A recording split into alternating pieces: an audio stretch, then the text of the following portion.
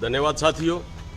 मैं पगड़ी समाल जट्टा किसान संघर्ष समिति जिला अध्यक्ष हिसार से सतीश बेनीवाल। आज हम आदमपुर तहसील में आज हमारा 27वां दिन जो धरने का चल रहा है और कल की घटना को लेकर के यहाँ पर भी एक किसानों में भारी आक्रोश है। एक तरफ तो सरकार गौओं को लेकर के और अपना वोट लेने की राजनीति कर रही है और दूसरी तरफ गौओं को चलाने के लिए खेदड़ के जो किसान थे उन्होंने जो संघर्ष है 2 महीने से उनका जो संघर्ष चल रहा है उसको लेकर के और जो कल की जो घटना हुई है बहुत ही निंदनीय घटना है। जो हमारे एक किसान साथी को हमने खो दिया है, तो सरकार एक बहुत ही बर्बरतापूर्ण व्यवहार कर रही है किसानों के साथ, जो ही बड़ा शर्मसार कर देने वाली बात है। क्योंकि किसान 2 महीने से बैठी है, किसानों को वहाँ आकर के सरकार ने ये तक नहीं पूछा कि आपकी समस्या क्या है। 2 महीने हो गए बैठे को और उनको एक गुमराह करने का काम कर रही है। कभी ये जाति पाति में घोलने का काम कर रही है और कभी ये हिंदू मुसलमान को लेकर के अपने वोट बैंक लेने का काम कर रही है। और जहाँ पर किसान बैठे हैं मुआवजे को लेकर के और जहाँ गौशाला की बात है खेदड़ गांव को लेकर के और 3 तहसील जहाँ 2 तहसीलों पर तो आज भी धरने चल रहे हैं। आदमपुर और बालसमंद का जो धरना चल रहा है, हमारे साथी हिसार में आज रोष प्रदर्शन भी करने जा रहे हैं, बाकी साथी आज यहाँ हैं। तो हमें सरकार के प्रति एक बड़े दुख की बात है कि मान ले इतनी बर्बरतापूर्ण हमारे किसानों के साथ जो व्यवहार करने का जो काम कर रही है, बड़ा ही एक निंदनीय अपराध की है उन्होंने किसानों के साथ।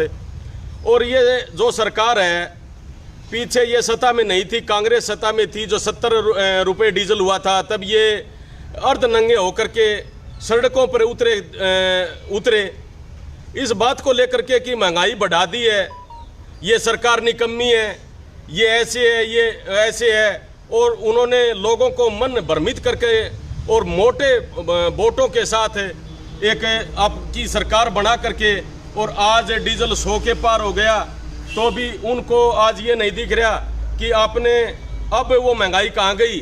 अब जहाँ किसान बैठे आप सुनवाई क्यों नहीं कर रहे। तो सरकार को ये तो बिल्कुल ही सरासर सरकार गलत कर रही है, किसानों का शोषण हो रहा है। जहाँ एक हमारे जो साथी है युवा नौजवान साथी जो एक बेल्ट की नौकरी को हम बड़े बढ़िया नौकरी समझते थे, आज वो बेल्ट की नौकरी भी खतरे में है। जय जवान और जय किसान का जो नारा होता था अपना मजबूती से, उसको लेकर के आज पूरा भारत है एक संकट की घड़ी में आ गया है। और आने वाले दिनों में अगर जो ये सरकार यूं ही अपनाती रही और पूंजीपतियों का घर भरती रही तो बड़ा किसानों के साथ बड़ा भेदभाव होने का काम होगा।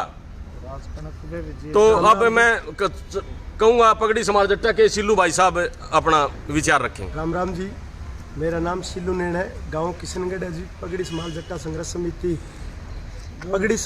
संघर्ष समिति किशनगढ़ की तरफ से हमारा इस धरने पे पूरा समर्थन रहता है। जो आज की जो घटना हुई है कल, जिस किसान को वहाँ निंदनीय रूप से सरकार ने मारने का काम किया है, जो गौशाला की मांग जो जायज़ मांग थी खेदड़ गांव की, एक राखी की मांग रखी थी गांव ने, इस राखी की मांग जो बेचने का जो कार्य होता था राखी, उससे गौओं की सेवा की जाती थी।